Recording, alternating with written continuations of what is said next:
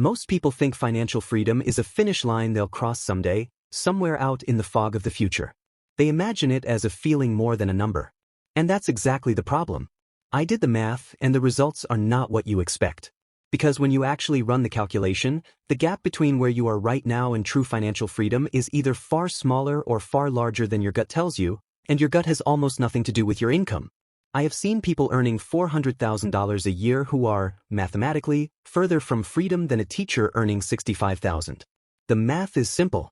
The emotion underneath it is anything but. Let's start with the real math, because everything else in this video depends on you understanding this cold, hard number first. Financial freedom, in the simplest terms, is the point where your investments generate enough income to cover your living expenses without you having to trade another hour of your life for money. The classic formula behind this is what's known as the 25 times rule, built on the idea that you can safely withdraw about 4% of your invested portfolio every year without running out. So if your life costs you $50,000 a year to run, you need roughly $1,250,000 invested to be free. If your life costs you $80,000 a year, that number jumps to $2 million. Notice what just happened. Freedom isn't about how much you earn. It's about the gap between what you earn and what you spend, multiplied out over time and compounded through the market. This is the net worth reality nobody wants to look at directly, because it forces you to confront your own lifestyle, not just your paycheck. Let me show you exactly what I mean with two real profiles I built out, side by side. Profile 1 is a household earning $240,000 a year, with a lifestyle that costs roughly $220,000 to maintain, leaving a gap of about $20,000 a year flowing into investments. Profile 2 is a household earning $90,000 a year, spending $60,000, and investing the remaining $30,000 every single year. Run both of these forward for 20 years at a reasonable market return, and Profile 2, the lower earner, crosses the freedom line years before Profile 1 does. This is the net worth reality nobody puts on a billboard, because it's not exciting and it's not aspirational. It's just true. The size of your paycheck tells you almost nothing about your distance from freedom. The size of your gap tells you everything. Here's where it gets uncomfortable. I've run these numbers for hundreds of households, and the pattern is brutally consistent. The higher someone's income climbs, the more their spending climbs right alongside it, almost like the two are tied together with an invisible string. Economists have a name for this, lifestyle creep, but I think that name is too gentle for what's actually happening. This is the great financial betrayal.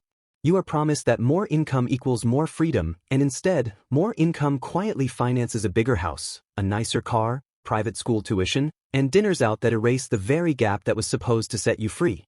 The result is a generation of people earning incomes their grandparents could never have imagined, who are somehow no closer to walking away from work than someone earning half as much. I call this the poorest rich generation because the income is real, but the freedom is an illusion sitting on top of a mountain of fixed costs. So why does this keep happening, even to genuinely smart, disciplined people? This is where the real math has to shake hands with behavioral finance, because the numbers alone don't explain the behavior. There are hidden drivers running underneath every spending decision you make, and most of them were installed in your brain long before you understood compound interest. One of the biggest is what I call retirement anxiety in reverse. You'd think anxiety about the future would make people save more, and sometimes it does, but for a huge number of high earners, that same anxiety drives the opposite behavior. The brain reasons, almost unconsciously, that if the future feels uncertain and uncontrollable, the only guaranteed reward is the one available right now. So instead of letting your money rest and grow, you spend it on a comfort that quiets the anxiety for an afternoon, a weekend, a vacation, and then the anxiety comes right back, asking to be quieted again. This is not a math problem. This is a nervous system problem wearing a financial disguise. The second hidden driver is the fear of spending strange opposite twin, the fear of being seen as behind. Status spending isn't really about wanting things. Neuroscientifically, it's about the brain's threat detection system reading social comparison as a survival issue. When your neighbor gets a new car, or your coworker mentions their kid's private tutor, a part of your brain that evolved for tribal survival lights up and says, you are falling behind the group, and falling behind the group used to mean exile, and exile used to mean death. Nobody consciously thinks any of that. They just feel a tug to upgrade something and they obey it. This is the psychology of secret wealth in reverse. True secret wealth is the quiet, invisible compounding happening in an account nobody else can see, while the betrayal is the visible spending happening specifically because other people can see it. There's a third hidden driver that almost nobody talks about, and I think it might be the most powerful one of all, what behavioral finance researchers sometimes call present bias. Your brain values a reward today at a wildly higher rate than the exact same reward delivered 10 or 20 years from now, even when you logically know the future version of you is just as real as the present one. This is why a vacation booked for next month feels urgent and necessary, while a contribution toward a freedom number that's 15 years away feels abstract and optional. The future you, the one standing on the other side of that 25 times number, doesn't feel like a real person yet. Your brain treats them almost like a stranger you're being asked to do a favor for, and most of us are far more generous with ourselves than we are with strangers. Now let's talk about how this lands differently depending on when you were born, because the great financial betrayal doesn't hit every generation the same way. If you're Gen X, you came of age watching your parents treat a single income and a pension as a reasonable expectation, and then you spent your prime earning years getting whiplashed by two major market crashes, in 2001 and 2008, which taught your nervous system that the market cannot be trusted, even while your rational mind knows it's where the real math says you need to be invested. That contradiction creates a special kind of quiet, grinding anxiety, because you're sandwiched between aging parents and dependent kids while your own freedom number keeps slipping further away. Many Gen X households are running the numbers for a parent's care, a teenager's tuition, and their own retirement all in the same spreadsheet, all in the same year. If you're a millennial or a zennial, your hidden driver was forged differently. You graduated into a recession, watched houses become unaffordable in your 20s and 30s, and absorbed the cultural message that traditional milestones like homeownership might simply be out of reach. The behavioral response to that isn't always caution. For a lot of millennials, it's the opposite, an almost rebellious embrace of spending now, because if the traditional freedom path looks closed anyway, why not enjoy a curated, experience-rich life today? The math says this accelerates the gap. The emotion says this is the only rational response to a system that feels broken. There's a quiet grief underneath a lot of millennial spending, a sense of mourning a version of adulthood that was promised and never fully arrived. And if you're Gen Z, your hidden driver formed early, watching the financial trauma of your millennial and Gen X family members play out in real time on social media, alongside a financial influencer culture promising shortcuts to freedom. The risk here is whiplash between extreme frugality content and extreme spending content, both consumed in the same scrolling session, both activating different and competing hidden drivers before you've even had the chance to earn a full paycheck. The result is a generation that is simultaneously the most financially anxious and the most financially online, two facts that feed each other in a loop that the algorithm has very little incentive to break.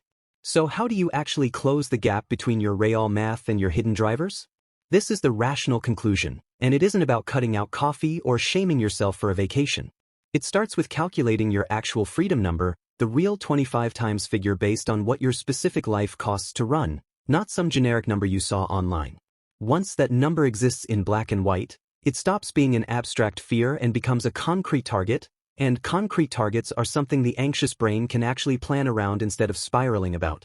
The second step is identifying your specific hidden driver, because the solution for status spending is completely different from the solution for anxiety spending. If your spending spikes are about visibility and comparison, the fix involves consciously rebuilding your relationship with privacy around money, practicing the psychology of secret wealth on purpose, letting your net worth grow in a way nobody else gets to witness or validate.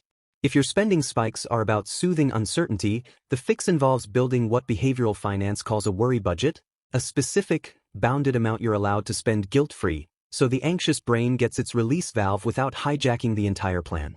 And if your spending spikes are driven by present bias, the fix is making the future version of yourself feel less like a stranger, picturing them in specific, vivid detail, the actual age you'll be, the actual life you'll be living, until contributing to their freedom starts to feel less like a sacrifice and more like keeping a promise to someone you genuinely care about. The third step is the one most people skip, automating the gap so it closes whether or not your emotions cooperate on any given day. This is the literal mechanism behind letting your money rest and grow, removing the decision from your daily willpower and placing it into a system that runs in the background of your life. The real math doesn't require you to feel motivated every single day. It only requires the gap between income and spending to exist and to be captured automatically, month after month, while compound growth does the heavy lifting your emotions never could. Here's the truth I want you to leave with today. Financial freedom was never actually about the income number on your tax return. It was always about the distance between that number and your spending, and that distance is controlled almost entirely by hidden drivers most people have never examined. You can earn an extraordinary income and still be a prisoner of the great financial betrayal, or you can earn a modest income and quietly, invisibly close the gap until one day the math simply works in your favor. I did the math so you don't have to guess. Now it's your turn to find your real number, name your hidden driver, and decide which generation's story you're going to rewrite.